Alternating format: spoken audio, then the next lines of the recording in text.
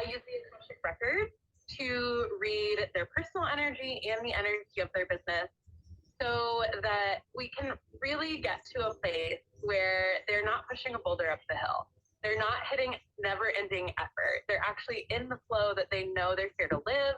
They're not hitting those stumbling blocks in their business anymore because we're tuning into that burning purpose inside of them and really clearing the pathway so that they can crack the code on their uniqueness and what they're here to bring to the world, because it's about that rippled vibration, right? It's about the ripple effect that we put out into the world. I could just listen to you speak all fucking day, dude. Yes, yes. The burning passion or purpose within. We all have it. It's beautiful. We really do. I mean, whether we're clear on what exactly that is or not, like we're all purposeful beings just because we're alive, just because we're on the planet and you're alive and breathing, right? So totally, it's about allowing that to come through. Yeah, and I think what's really beautiful and something that you've helped tap into for me is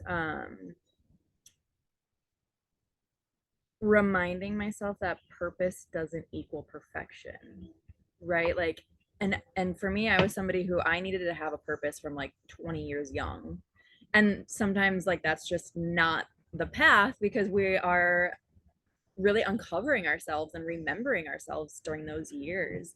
And so even when I was in transition with career, you really help remind and bring me back to center of like, hey, whichever endeavor that you choose, you're still living in your purpose because we got to the core purpose, like my core values, the core energies to for me to flow from, which is going to be different from you, which is going to be different from Oprah. You know what I mean? So much gratitude for you on that. Yeah. Oh, I love that so much. Well, and I love what you're doing to help women activate all of those pieces within themselves, because we are here to bring that uniqueness and to stay grounded within ourselves as we're doing the inner work and the outer work at the same time. And so much of that is deprogramming the perfection, the hustle, all of the things that we've been told and that have been valued in our society to this point. And one of the things that I find that you really help activate within me is like always coming back to that remembrance of we're here to do things different and change that on our planet right now. Oh, I just got chills. Thank you for seeing me and receiving that. Wow. Yeah, I truly believe that we are here to raise the collective, like honoring ourselves, honoring land, honoring relationships, and protecting all those. You know what I mean? And I think, yeah, specifically to your point with women, like there tends to be more of this like passive flow, and I've really been working, and this is kind of our topic today, working with the cycles within cycles. Cyclical living doesn't mean unproductive. Because I grew up in business with a very hustle mentality, right? Like, if you're into human design, I was a projector raised by generators, which doesn't do good for the nervous system, which is why I needed 2 years to recover. And now it's really, to your point, unwinding that and remembering the safety in cycles. That's a code right there. Safety in cycles. I'll drink to that. Yes, here's to that. I love what you're saying about, coming into your own energy to find that balance of hustle and flow. And it's not even hustle, right? But that balance of the masculine and feminine and really harnessing the healthy version of both to clear and shed and honor what we got from, the unhealthy version that we're not here to live anymore. Totally. And I'm so grateful for that, like that experience. Because I don't think if had I not had it, I wouldn't be able to help others harness that activation. So I am curious, tell me a little bit about like Maybe, do you remember when you first started incorporating cycles into your business or rest into your business or even life? Because you're a busy mama, you've got farmland, you've got a partner. Like, tell me a little bit about what that nervous system shift was for you. Because it's a big one for me. Yeah. No, I love that question because I started with taking the new moon off always just blocking out the new moon or time around it. If the new moon fell on a weekend. And it was such a huge thing because I remember somebody asking for that date for a session one time, and my nervous system was like, the old people pleaser really wanted to be like, okay, right? But it was like, no, I have to hold that boundary. And it was huge when I did that, but the sitting in the uncomfortability and letting my nervous system kind of freak out because I hadn't held that boundary before. And when I did, it was like, oh my gosh, this is what this feels like once I got through it, right? And really allowing those days were for rest. They were not for work. They were to allow my body to be in the red tent and to do what it wanted to do and to follow my bliss those days. And it really helped just set that tone for the rest of the month. And I went back into life, feeling filled up. But, I think just really honoring that it is uncomfortable a lot of times to get started. And that's okay. That's part of the process. Yeah, good point. There's a phrase that I keep reminding myself as I'm birthing so many new things in my career. We start at suck. Like, no matter what, there's gonna be that tension, there's gonna be that perfectionism, or I want to do better, or I see more potential, but we have to start at suck. And I think learning to live cyclically, whether in life and or in business. I mean, I very much remember my mentor who helped walk me through it. Her name is Katelyn Bryant, so at Cycles of Being, if you guys want to follow her. I came to her with so much this doesn't make sense. How can you just take off? That's not realistic. I don't understand. And she was just like, yep. And now it's just such a part of my nature. And it's really beautiful. I have 2 roommates now that found me from Airbnb, and they're from Venezuela. And this type of living is so new to them, the natural way of living. And so I was telling them about the new moon is that space, that time to go within and process and shed. And just this past week, one of my roommates took the entire week off to honor herself. And I was like, holy shit, now I'm the invitation for others. You know what I mean? And I also want to encourage people, there's going to be that tension of learning something new at first, right? So learning to set the boundary of rest. And then you're going to get in the flow, and it's going to be habitual, and it's going to be very natural. And it's like, oh, why wasn't I doing this all along? And then I want to encourage people, because this is where I'm at. It's not always going to happen the way that you think it's going to happen, or even at all. And that's okay. It doesn't mean you've lost it. It doesn't mean you can't function. It's just, we're just observing, So in these periods of growth, there might be a time where you can't rest specifically on the new moon, right? Shit just happens, and you will come back to your practice of rest. It's once a month. You can do it. Yeah. Well, I love that you bring that up because I feel like we've been so conditioned we've been so conditioned to think that we need to get something one way and keep it that way. Oh my gosh, yes. When life isn't static. We are here to be cyclical beings, and that can be throughout the month, that can be through a season. We're going to have ebbs and flow, and so it's about holding ourselves through those shifts and changes instead of the old perfection and tendencies of shooting on ourselves or negative self-talk when we're not doing it just right or the way that we think it should be. Wow. And just allowing, because we're going to have those seasons where it's about personal growth, or it's about focusing on something that needs your attention more than the way you were just doing things. Totally. Yeah. And you're right, it's all temporary. You can get back, you can remember.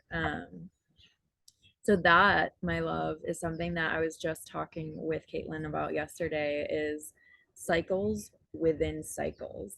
So like we have our, as women, we have our own internal cycle, and then there's a cycle, like a business cycle, and then there's the cycle of the season. I'm curious if you have, like, what is your experience navigating cycles within cycles, and what perhaps any wisdom that you can share? Great question. And I do want to say, because I've also had the benefit of working with Katelyn, and something she said to me that it was, I feel like maybe I'd heard it once, but it really stuck around how, as women, we have a monthly cycle and men experience the cycle within one day. And it really helped things click for me to see the smaller cycles within bigger cycles, and then thinking about, not just our month, but our season. And so again, I think it's about just honoring our own energy and what is needed. There are times where I would love every night to put my kids to bed and then go read a book and, whatever. But some nights I need to watch TV and just check out, right? And like, just having grace of what the different needs are in different cycles, I think it's really, I think about loving ourselves, right? My favorite astrologer always says, love yourself and then love yourself some more. And I think that's what those cycles help to teach us, is how can we have more love and compassion and grace for ourselves as we do hold ourselves through cycles within cycles, and the layers that come with that. Yeah. So I'm curious.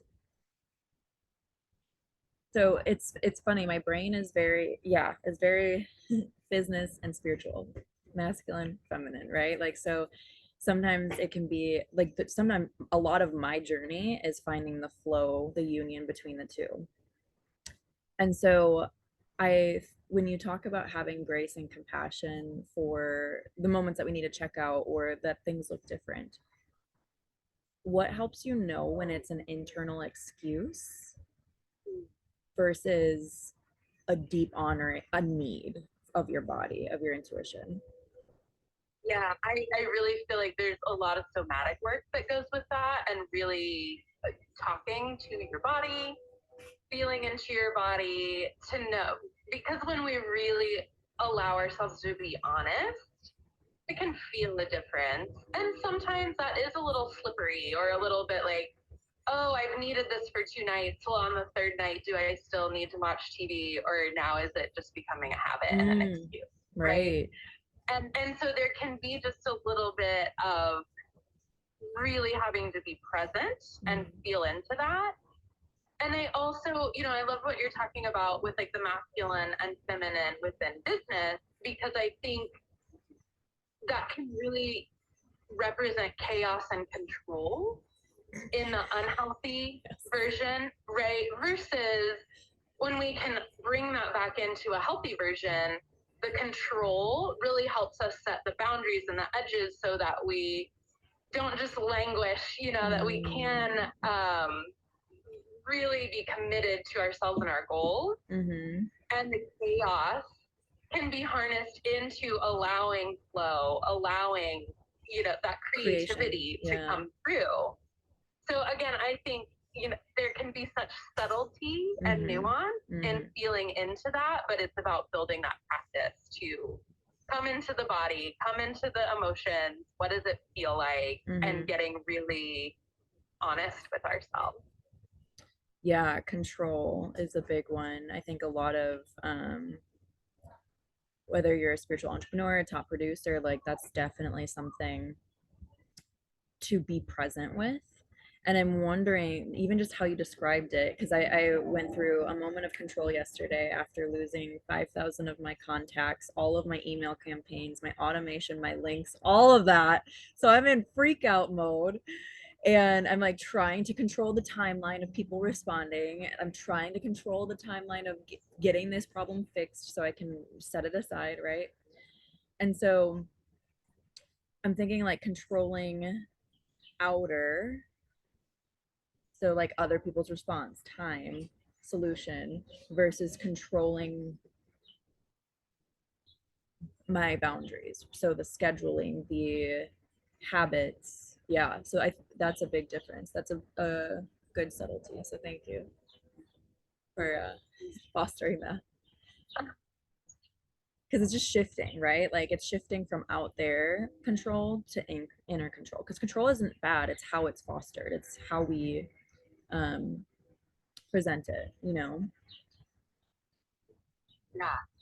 And I think, again, there's nuance to play with around, it can come out as perfectionism. It can come out and be expressed in different ways, but when we can harness it into something that actually works for us in its healthy form, it's just about creating the boundaries, the security, the edges that the brain needs to be able to let the flow and the creativity come. Yeah.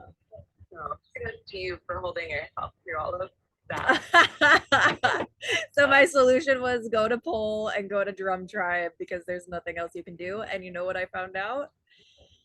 I got an email after drum tribe, so at like 10 o'clock at night, I looked at it and they gave me access to my previous account, which they said they couldn't give me access to.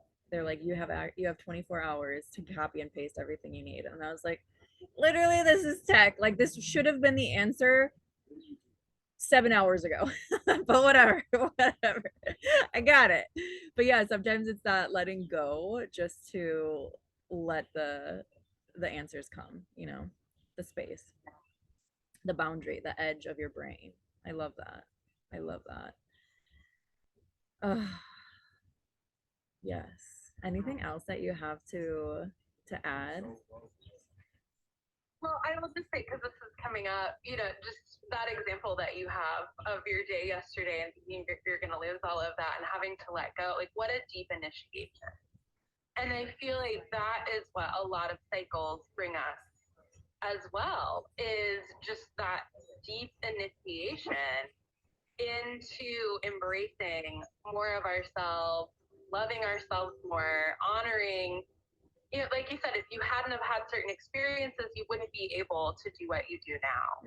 And so it's like really honoring those things as initiations to bring us to where we are, while also not allowing that to hold us back, right? Yeah. But to let it be something that moves us forward instead of getting stuck somewhere, or just needing to love ourselves and like, oh yeah, I see I'm stuck right now.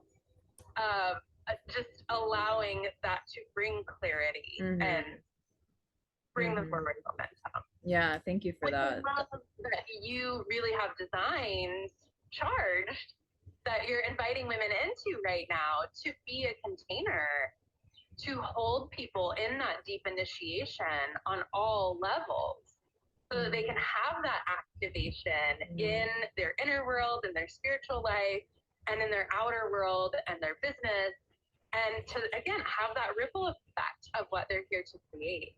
That's beautiful. Yes. And it's so funny, because it's always a pendulum swing, right? Like there's two sides of the stick. And there's moments where how did you phrase it just a second ago? Not getting stuck. Yeah. So that's so funny because a lot of times I actually have to allow the stuckness. Like I have to allow myself to say, all right, this is where I'm at.